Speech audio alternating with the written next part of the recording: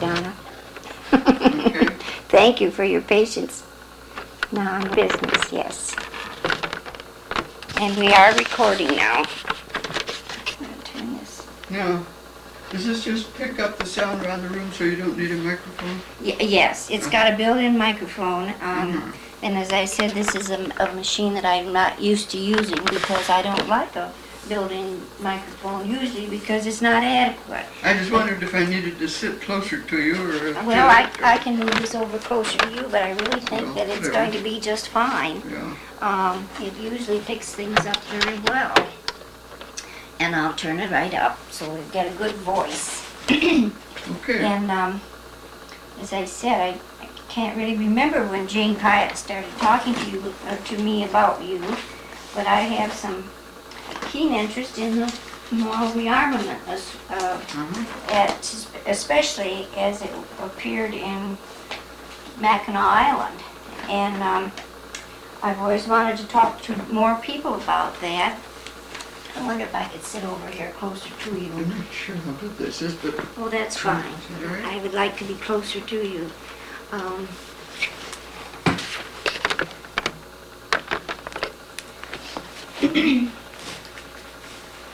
Well, this is Geneva Kebler Wiskemann. I'm here at 503 Curtis Road in East Lansing on a hot, muggy July 17th, 1990.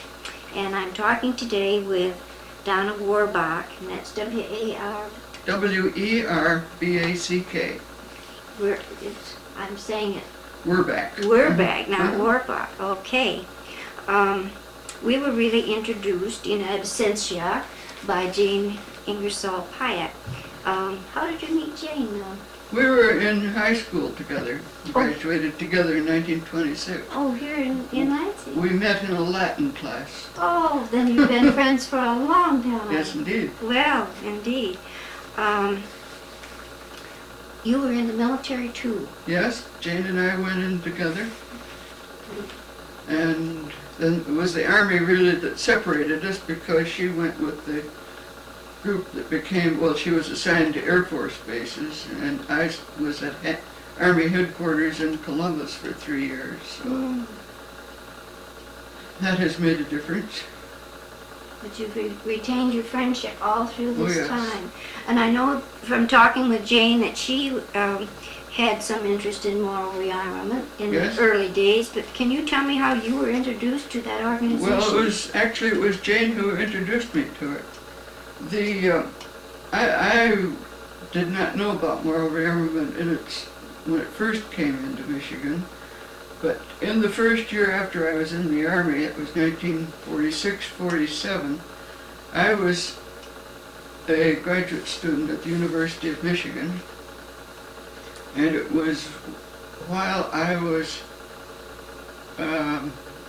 in the South on a spring break that year, would have been early 1947, that MRA brought a review called Ideas Have Legs to Lansing. They gave it in Grand Rapids and Lansing and Detroit that I know of. There may have been other places, I'm not sure. But at that time, Jane first met them. And when I returned from my vacation in the South on a Sunday, I found that 2 of the MRA people had been spending the weekend with Jane out at her Rivers Bend home, and I have known them ever since. In fact, one of those 2 people is still my closest friend down at Fort Myers Beach. Where you now reside. Yes, yes. So that was our introduction to it, and Jane and I both went together to the MRA Training Center at Mackinac later that summer, along in August, at the end of August, I think. So we met it together, actually. I always say Jane was the one who introduced me to it. Well, it was an interesting world movement, and maybe I shouldn't be saying the word was. Is it still, a remnant of it still exists? It still is very much. They don't have any headquarters at Mackinac anymore, but they're busy in other parts of the world. And right now they have a very important summer conference and session going on at Co in Switzerland. At Mountain House? Yes, you know about Co and how to spell it and all that? Yes. Okay. C-A-U-X? That's right. Just wanted to be sure. Yes, This I year, appreciate of course, that. is particularly significant because they have great numbers of people from Eastern Europe who are able to come. There were quite a few last summer, and that may have had some influence during their fight for independence during this past year. This year, of course, it's a chance to give them training in nation building and how they can have the governments that they want and need. My interest in moral rearmament was rekindled because Blanche Cogan had done research in association with Forrest, her son, Yes. at the State Archives when I worked there as archivist. And Blanche, died in March of this year, and her son Forrest was the executor. So it was good faith, I think, that brought the manuscript that she had prepared back to Forrest, and he brought it to me. I recently allowed it, with his permission, to go to Dr. Philip Mason, who's on the board of the Wayne State University Press, thinking that perhaps it might have merit for a small publication. We really need to bring it up to date. Some of her material was written about 1959. Yes. But there's a whole story that goes beyond what she had written. But according to what I have read, the MRA were holding assemblies as early as 1928 and came into Detroit in the 30s. And eventually... Yes, that's true. I never heard of them at that time, but I think that's they true. went up to Mackinac about 1942.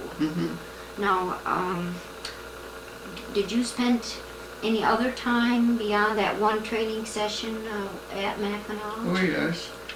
I was there for long weekends quite frequently, and it wasn't really until about 1953 that I began to feel that I had a part in it myself, and spent longer and longer vacations there. And then in 1958, I took leave from my position in the Michigan State Budget Office and went to Mackinac to devote full time to the MRA work.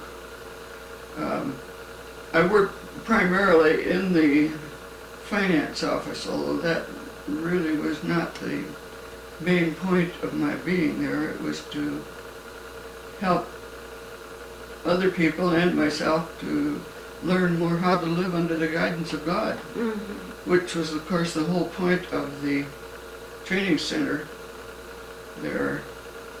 Yes, their focus was on absolute honesty, purity, unselfishness, and love. That's right. That's That goes a long way. a big ideology. One of the first thoughts that came to me was that that honesty and unselfishness and so on were not the main point. It was that word absolute. You come right down to it, because we don't live in an absolute world these days, you know. No.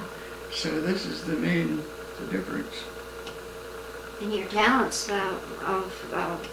developed in the budget department for the state of Michigan transferred. That was something you could contribute wisely. Yes and no, because so often when there was a real need to do something, you didn't plan for it months ahead because the need was right now, and you took action on it and raised the money and did it.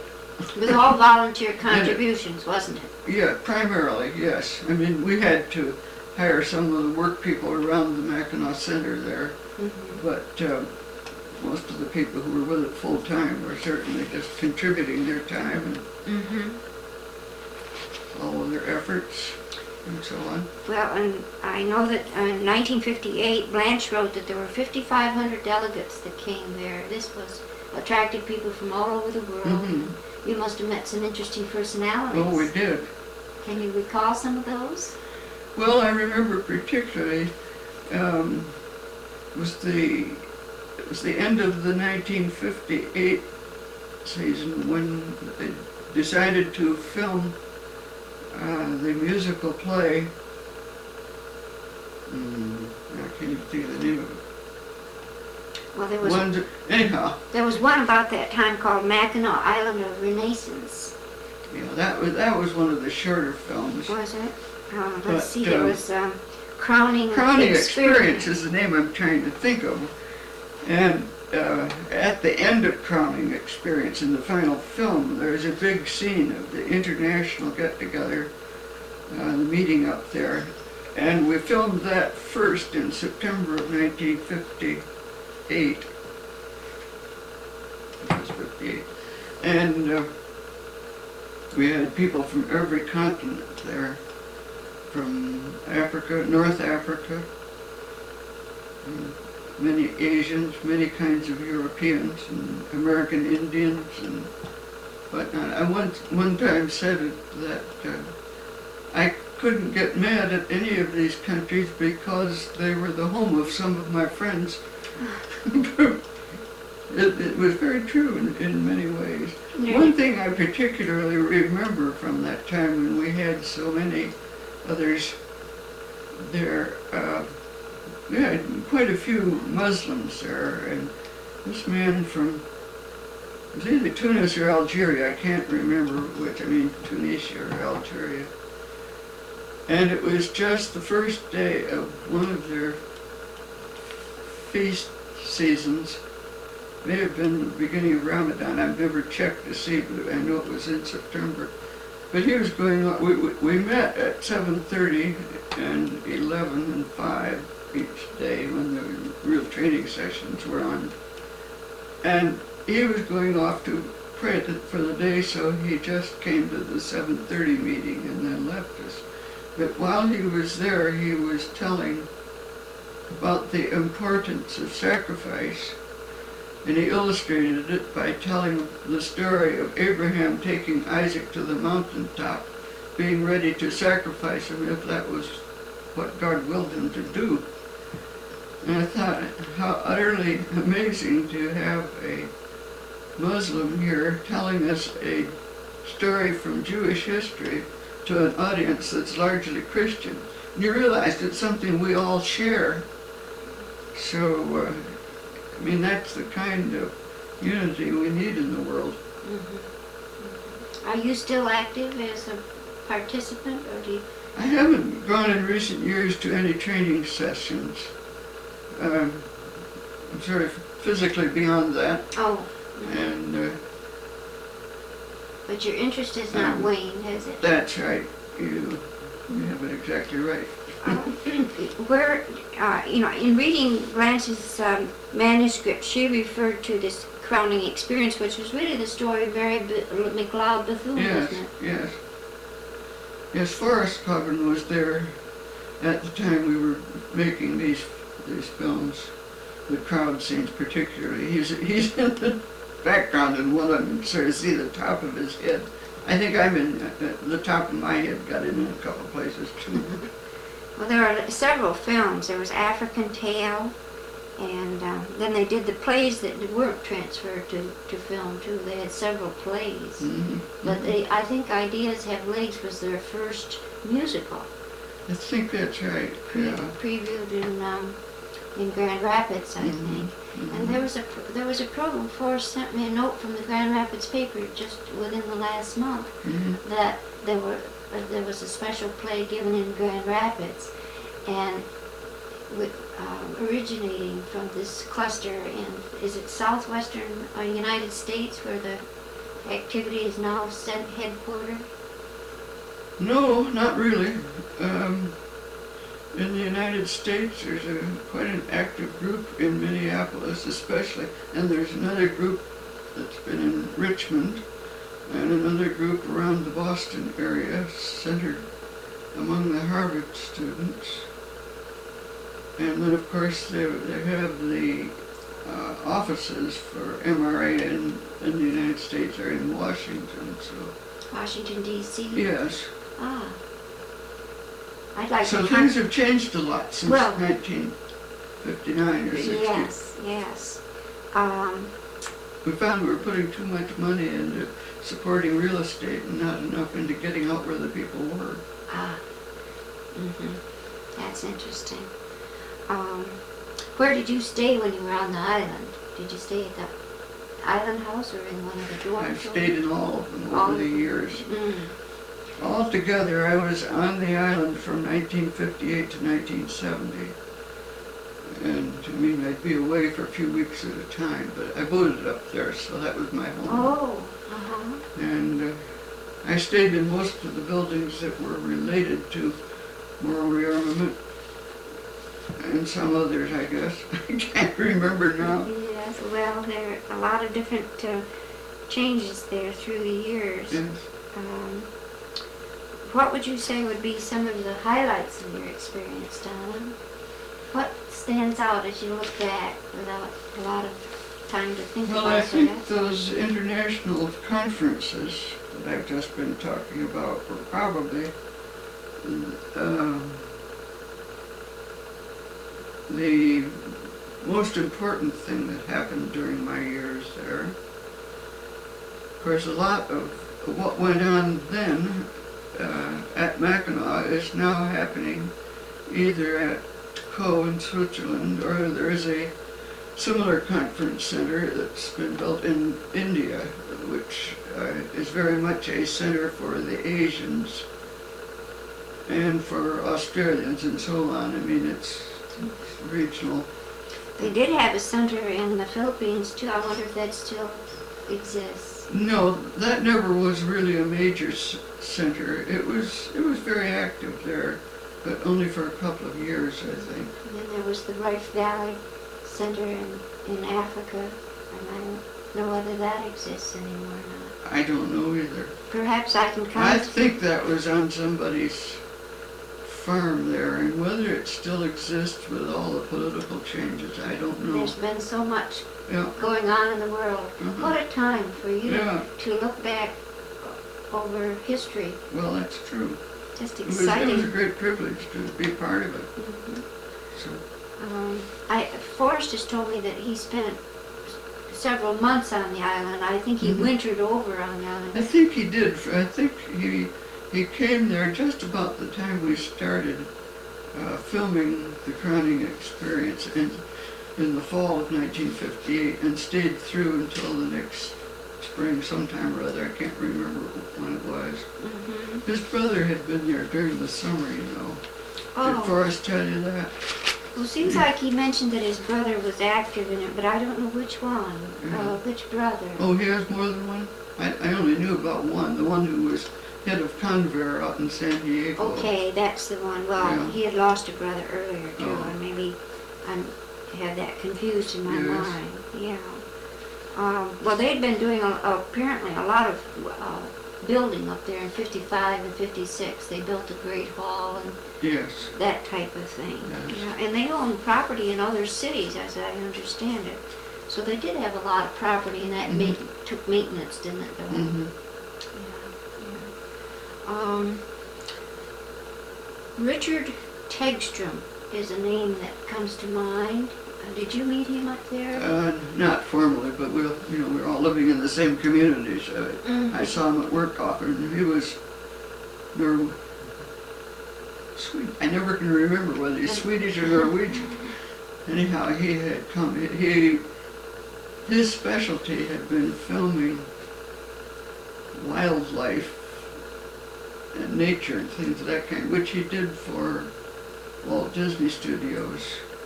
And that was when some of the MRA people had met him. And so he went to Africa with them when they were filming the film Freedom, which was filmed in Nigeria. And so then he and his wife came to Mackinac just so he could film the crowning experience. He's a very gifted man. I don't know what's ever become of him, whether he's still filming or not. I wonder what happened to the assets, the film. And, do these copies of these masters of these films and the scenarios, scripts for this play still exist? I'm at sure the they do, but I headquarters? haven't any idea where they are. They must have an important archive somewhere. Yeah. I'm going to have to find out about I that. think they would have had that in Los Angeles, probably, which was where more of the film final production and editing and so on was done out there, and duplicating, all that. Mhm. Final business was filmmaking. Technical work. Yeah. There was a lot of politics going on through all those years between the city of Mackinac Island and the State Parks Commission, and I read how the deed passed from this. Let's see, the island house particularly was a focus of controversy for a long time. Do you remember much about that? Not really, because it was mostly before my time. I know that the island house during the Depression years had reverted to the state for non-payment of taxes. Mm-hmm. And it stood empty. And then in 1940, I guess it was, or 42, 41, you probably read it, maybe in Blanche's manuscript, I can't remember, about how MRA happened to go to Mackinac, that the Park Commission, on behalf of the state, offered the use of the island house, at least to MRA, and it was used for several years. I'm just trying to remember. I didn't get there the first time until 1947. Well, that So was they about had it for about 5 years at that point.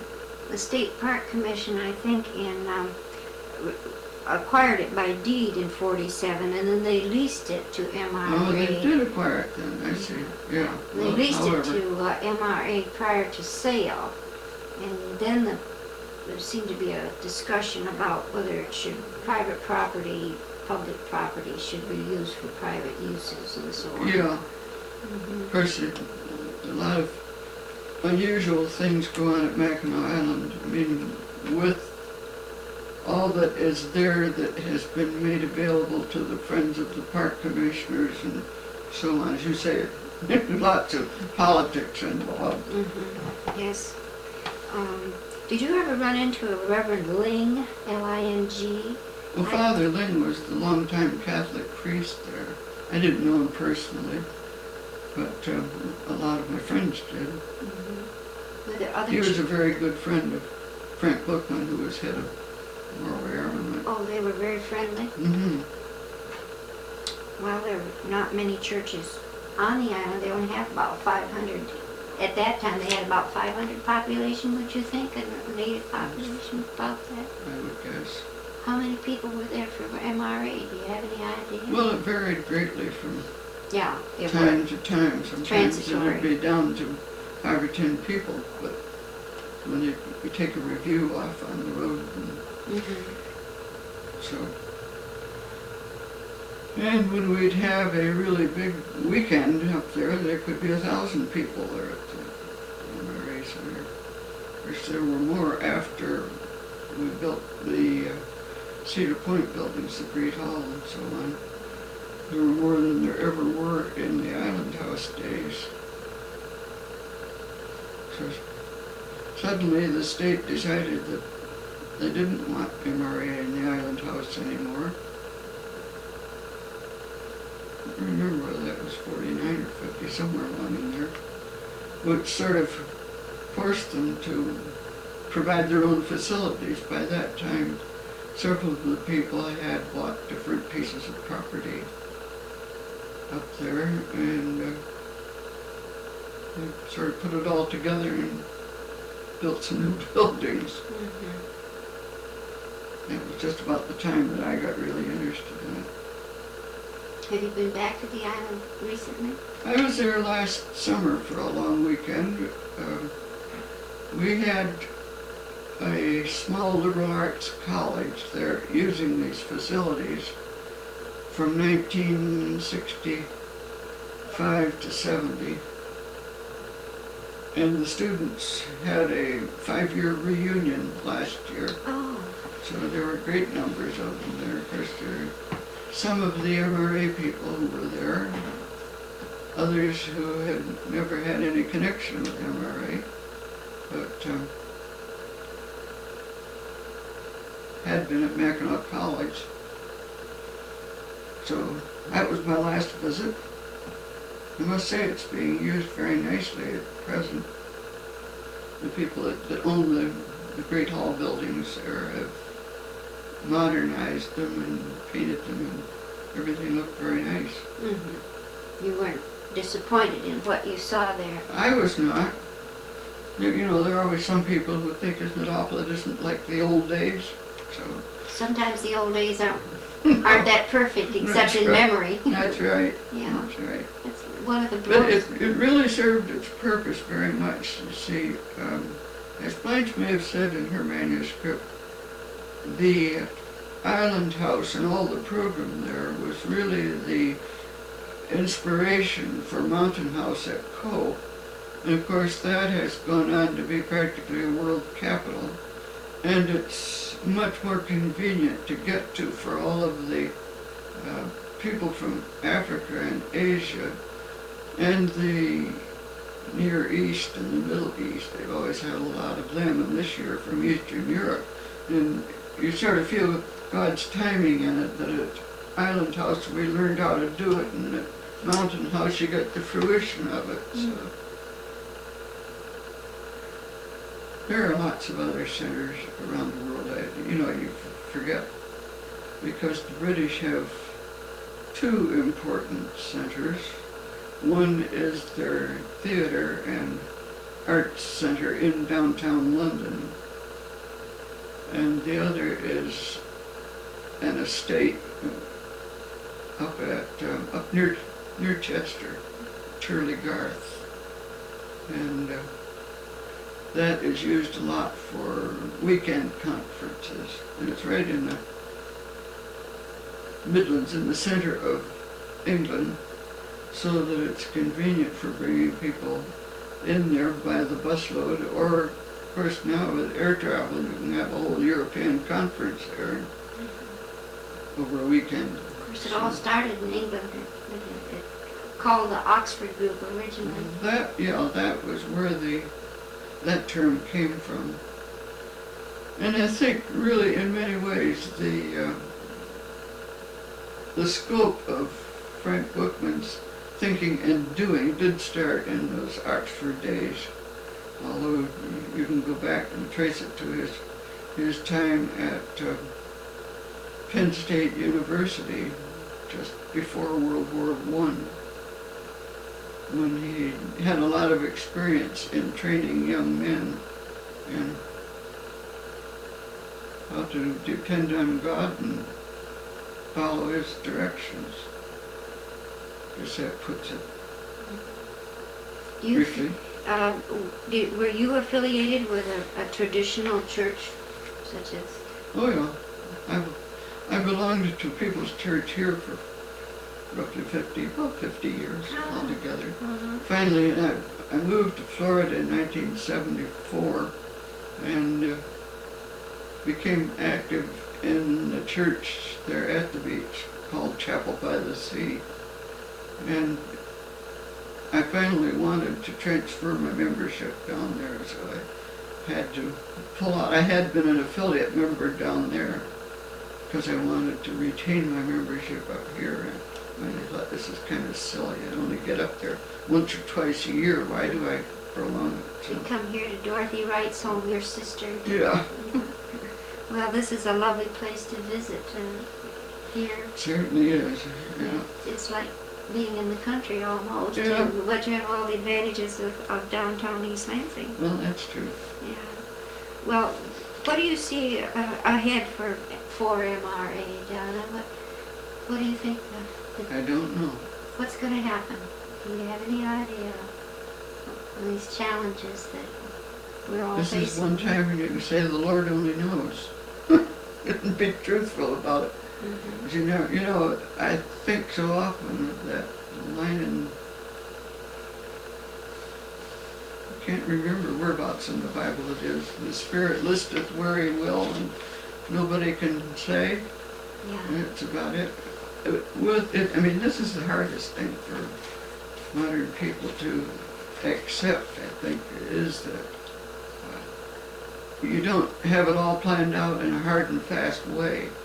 You move on what the Spirit says. It's the Quaker policy, what do I mean? Philosophy.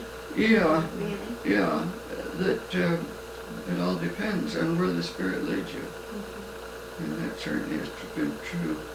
You know, during Frank Bookman's last years, he would often be congratulated for all that he had accomplished, and his only reply was, "I have been wonderfully led." So, it's so true. Well, much that we plan does not happen, and we don't even know where our motivation comes from sometimes. Mm-hmm. But much of it is counseling young people about what they're going to do in the world. I'm always so amazed when we say to young kids, 15, 16, what are you going to grow up to be? Yeah. And they take it as, well, I'm going to be a doctor, a lawyer, a merchant, a chief, and to be. Yeah. It all happens quite without our control sometimes, That's doesn't it? so true, yes. That's what you're saying.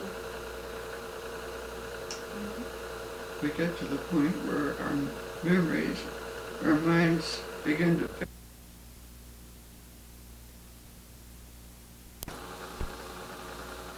We're doing a Voices of Lansing project, Donna. I got some people like the History Committee, the Chamber of Commerce, and the library together, and we're interviewing people who have contributions to the community in memory of changes through it. And we'll never live long enough to interview all the people we should, let alone those that we really know about. Each interviewer knows 10 people that are vital to our memory, and there's so much that has not been written down. And we do transcribe these interviews, and then we ask you to sign a release so that they can be used, because without that release you can't even legally listen to them, and they would be put in the public library with a transcript and your release so that people could use it for scholarly and historical purposes. Isn't that important? And I really appreciate your sharing your memory with us, because I don't know of anybody in Lansing now except you and Jane. I'm sure there are other people who are very active. Forrest just mentioned a Mr. Snell. Yeah, I was just going to mention them. They live here in East Lansing. They're still here. Yeah, they're here. And do you know if they're still active in the movement in any way? No.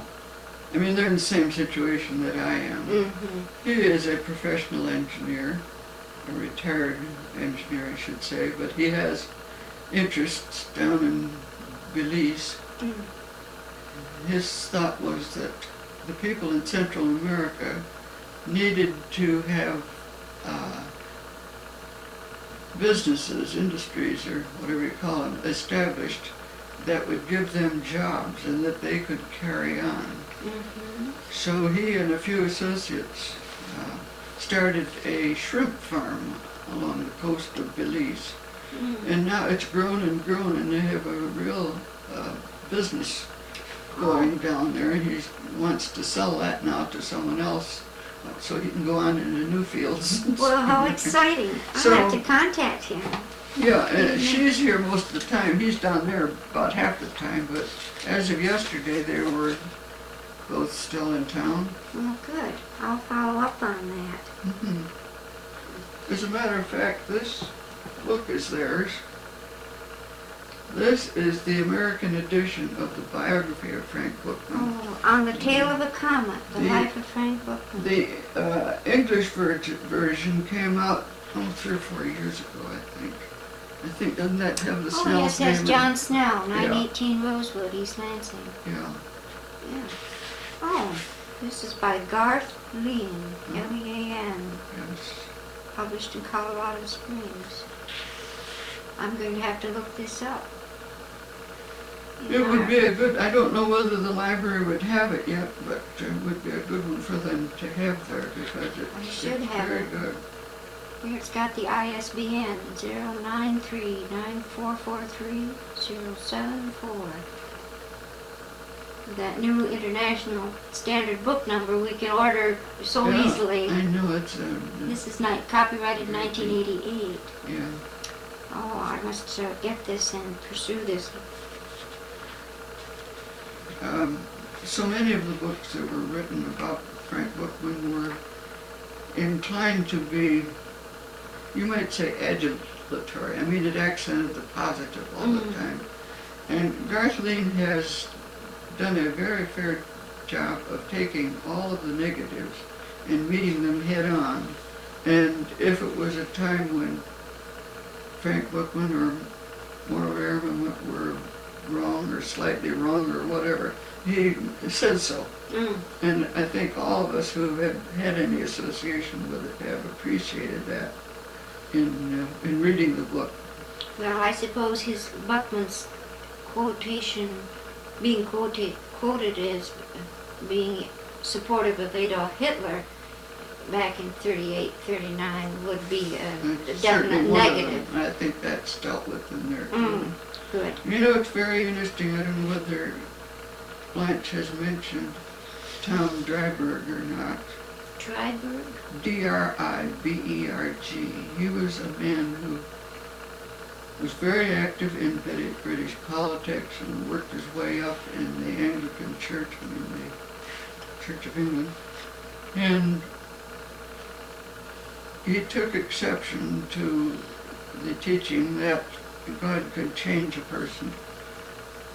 And he fought all his life against Bookman and all that he stood for. But it wasn't, and Dryberg has died in the last few years. And then all the truth came out about his homosexuality and his lies about the work of MRA and all the rest. He was an attacker for... Yeah.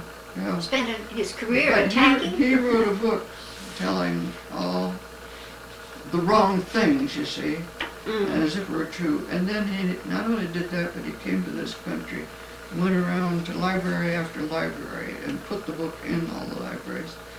I have a friend in Canada who taught library science for many years, and is very knowledgeable about book things and so on. And she was working on it and would get printouts from the librarians who had this computer access. I can't remember what it's called nationally. But she asked for a list of all the books that had, all of the libraries that had Dryberg's book in it. Practically everyone had it.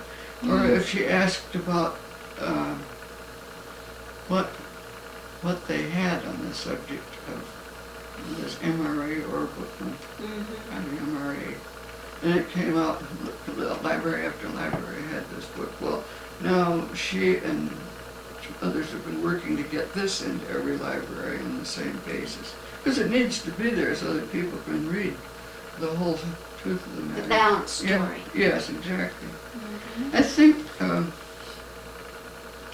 thing that is hardest for people to understand and accept, and the hardest thing for those of us who have been active with it and should know better, is that it's not an organization.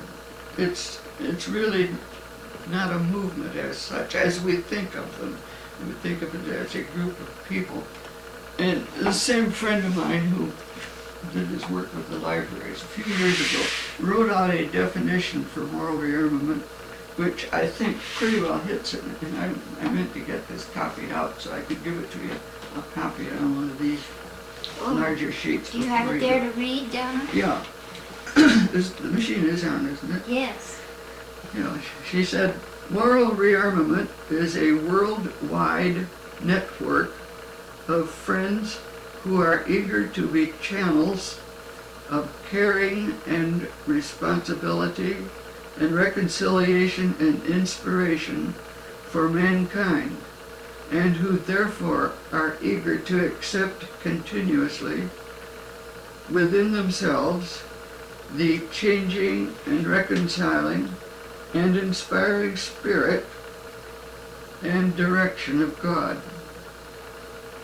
I think that pretty well covers the dimensions of it. Indeed. It is a matter of individuals, really. And who is the person who wrote that? Her name is Geraldine Hughes, and I think that came to her when she was at Co.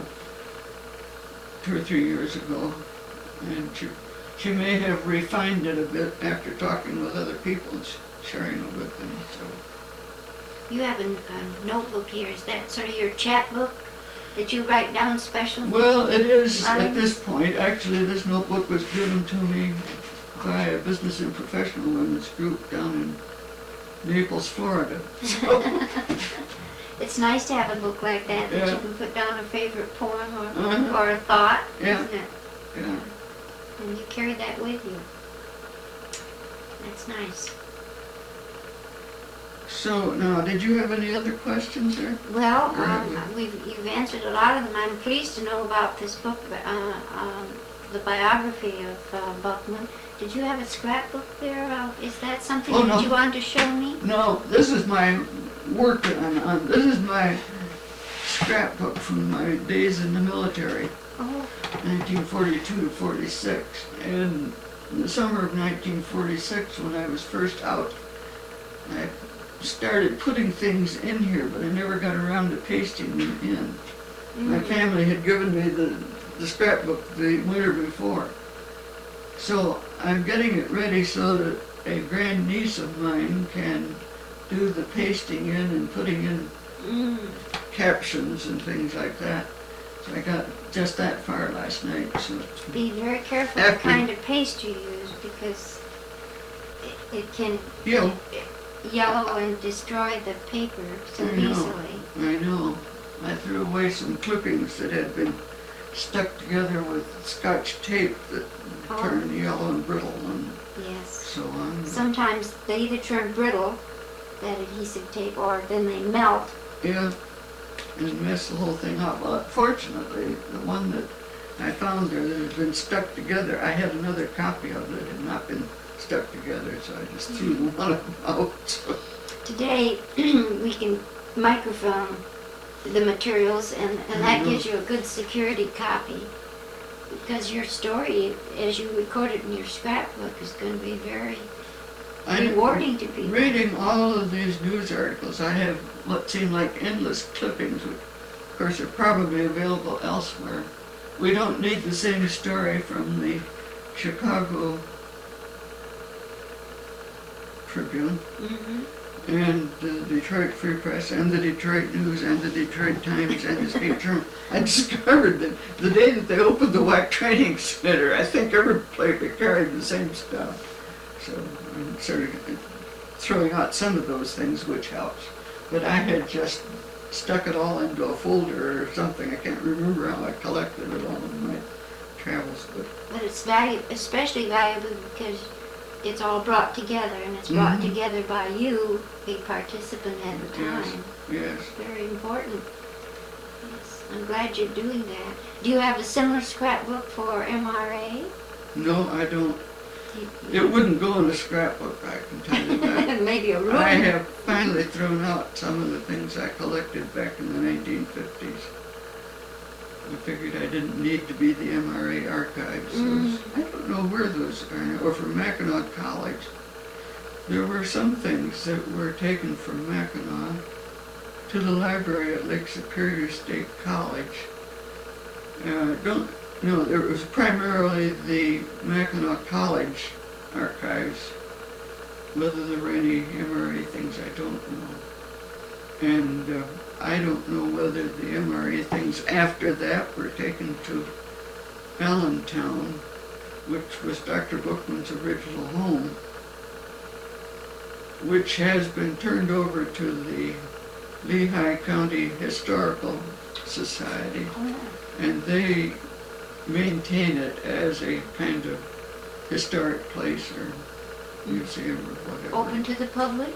Yes, now it's open by appointment. They, the birthplace, a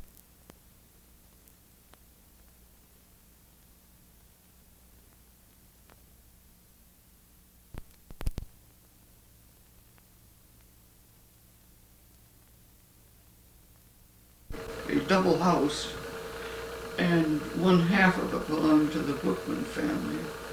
And some of Dr. Bookman's friends had bought the other half years before I knew anything about it, but so that people could come and stay in this other half and they could keep his half as more of a museum. And they had, ever since the Historical Society took it over, they had had one or another of MRA couples or individuals living there who were sort of curators for the thing. I have visited there a couple of times, but as happens so often, the Historical Society found that they were having difficulty maintaining it.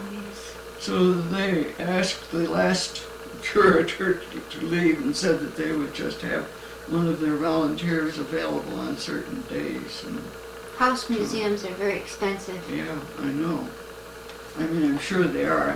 I speak as if I had experience, but I know they must be. So, whether there are still any filing cabinets of things there, I'm not sure. Well, I guess we have a challenge to locate the archives and records. Well, returning to Lansing after wintering away for several years, what do you see as the greatest change, Donna? Well, it's a different place. That's about it. I think, we're struggling along with things like fixing up the old Capitol instead of building a new one. I think the area around the Capitol complex there, west and south of it, well, all that area, of course, has deteriorated. I'd like to see them have a rebuild Lansing program going to preserve what they have. And I think what they've done with the Capitol is certainly a step in the right direction. It is an gem of interior design. Yeah, I haven't seen it yet. Oh, you must see it. Certainly intend to before you go back. Yeah. I think my friend Geraldine Hughes will be visiting me here for a few days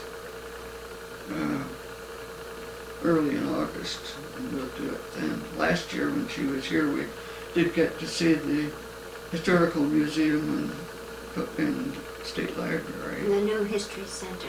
Yes.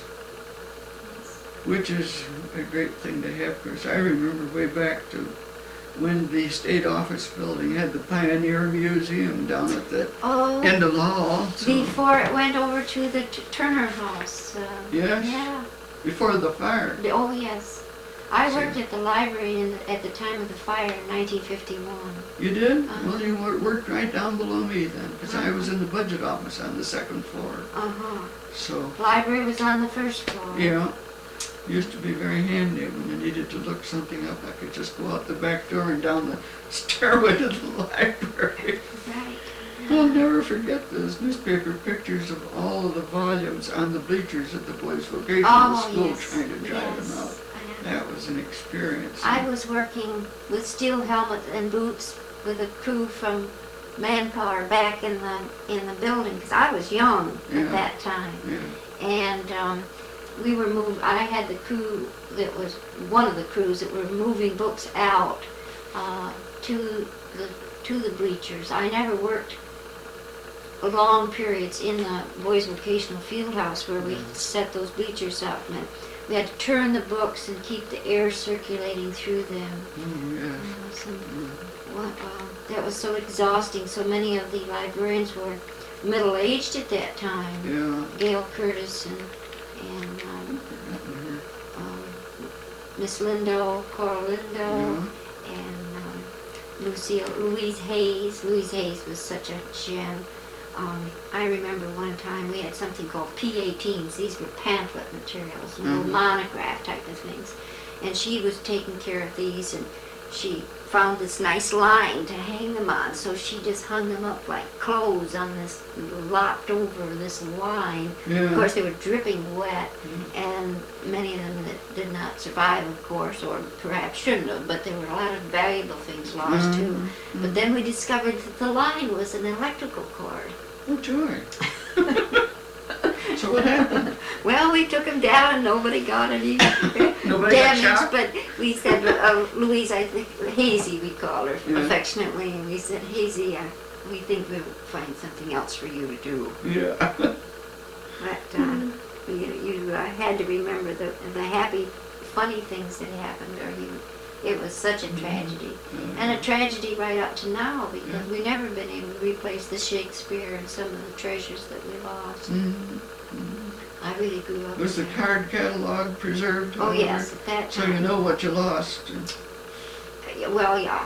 in a sense. Yes, there were many of those heraldry books and genealogy that were glazed paper, art paper, and when they got damp, they just melded together solid.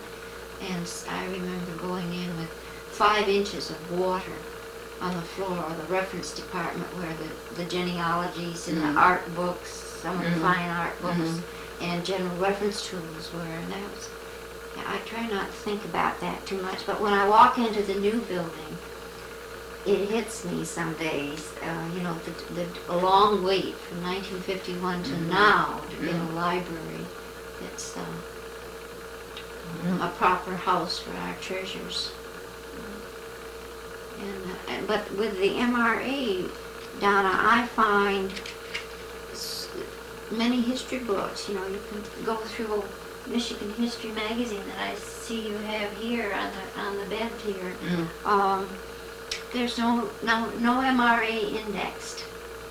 It's a little told story. Yeah. I actually was in on some sessions with Blanche when she was working on her manuscript. And there were some things, the way her interpretation of things went, or what she included, that I felt were a little, not really misleading and not intentionally wrong, but we tried to help her to sort of steer it at a little different angle. And my impression at that time, because I haven't thought of this for 30 years, almost, that I don't remember whether she tried to publish it and could not find anybody who would take it. She had something in mind at that time, whether it was some state publication or what. Or, what was I about to say, whether she decided, or she couldn't find anyone, or whether she decided that it had better not be published. I think it was really the latter. I got Yeah. that impression from talking with her, as I remember, Donna, that she didn't think the time was right, Yeah. that to wait would be better. And then she got off on another challenge, was the Underground Railroad. Oh, yes, I Michigan. remember. And that took up most of her time. Uh-huh. And I think she just let the This was just put MRA aside. story, she brought it to a certain point and let it cool. Mm-hmm. And maybe that was all right. I would love to have a chance to see it again. Do you have a copy of it now? I don't today, but it doesn't mean that we can't get one for you. And Yeah. you might be able to read that and make some comments. I would like to, and it might refresh my memory on some of these things that are slipping on now. You'd have valuable comments to make on the manuscript. Yeah, I'd like to see you have a chance to really give the whole story. Blanche's work was certainly a rich beginning. Yeah. She was very painstaking about wanting to get all the information and so on. I think she was working on that just about the time that I decided to leave the state budget office and spend full time at Mackinac. And I think that talked with her about it some in her home here or up at Mackinac too. So, and when I got to review it, I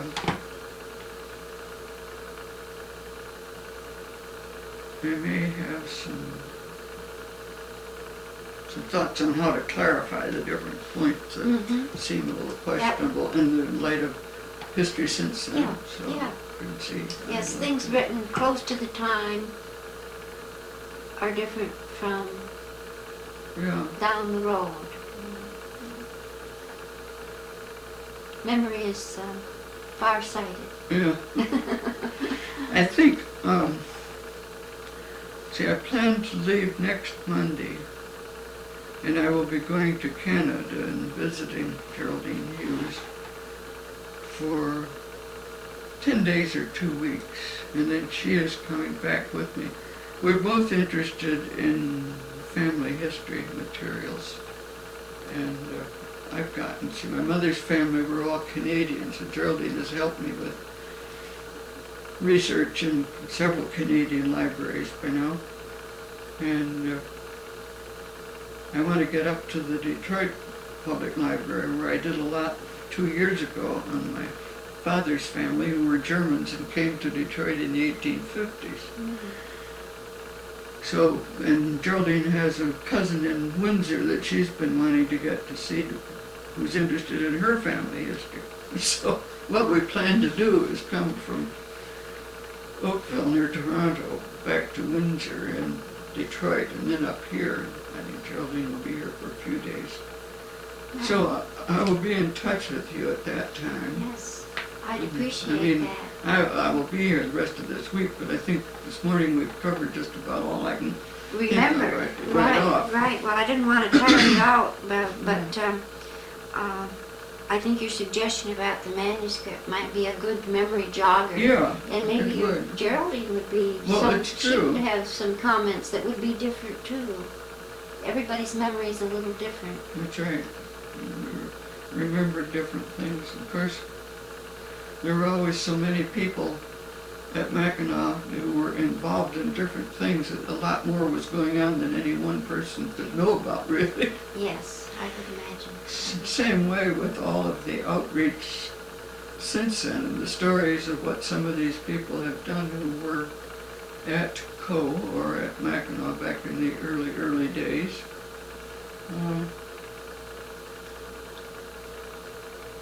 It would take a whole library to tell all the stories. But we can sort of narrow it down to what happened in Michigan. If we could just have insight from people in Michigan or even in the Lansing area that took part in that, I think we've made a great contribution. I certainly appreciate the time you've taken down and to spend with me this morning. Well, I'm glad to do it. Delighted to meet you after all these years. I know. That's Didn't great. know that we had been through so many things together, these No. common experiences like Yes. the state building fire. Yes, and in your genealogy work, we'll probably find out we're related, You never can tell. It's a strange thing that we're all one family, we just haven't met them all yet. Yeah, that's right. Remember, I've never heard it put that way, but it's okay. remind Geraldine of that, if she gets discouraged. Okay. Okay? Okay. Thank you so much.